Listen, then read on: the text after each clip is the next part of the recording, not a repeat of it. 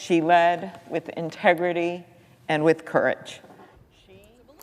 Well, in the last few hours at our nation's capital, Senators Amy Klobuchar and Tina Smith paid tribute to Representative Hortman on the Senate floor.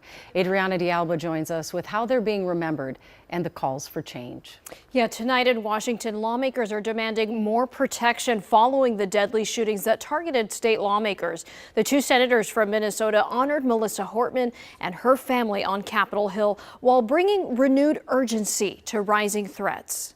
Violence has absolutely no place in our democracy. Tonight on Capitol Hill, growing calls for better protection. There are many things we can do as a body to fix this problem. In the wake of the shooting death of Minnesota Representative Melissa Hortman and her husband in an attack on Senator John Hoffman and his wife, we as leaders must rise to this moment and speak with one voice to condemn violent political attacks. Minnesota Senators Tina Smith and Amy Klobuchar speaking out. And I'm sure in the days to come we will offer legislation on security and all kinds of things.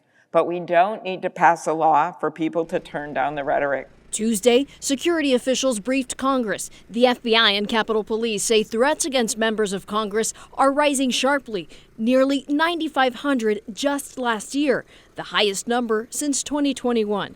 It is not enough to just condemn these acts and move on.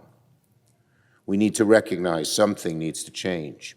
Senate Minority Leader Chuck Schumer and other lawmakers now calling for more funding to tackle the threats. But the politics are tense. Some blame rising rhetoric. Others argue free speech protections complicate solutions. GOP Texas Senator John Cornyn saying it's always a resource issue and it's trying to make sure that it's proportional to the threat and not an overreaction. Senator Smith honoring her friend, the late Representative Hortman, saying the threat is no longer theoretical, it's personal. Millions of Minnesotans are better off because of the work that she did.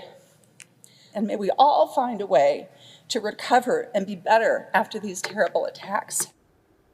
For now, discussions about how to improve safety for elected officials continue quietly on Capitol Hill with no clear consensus yet on what steps should come next. Julie? Thank you, Adriana.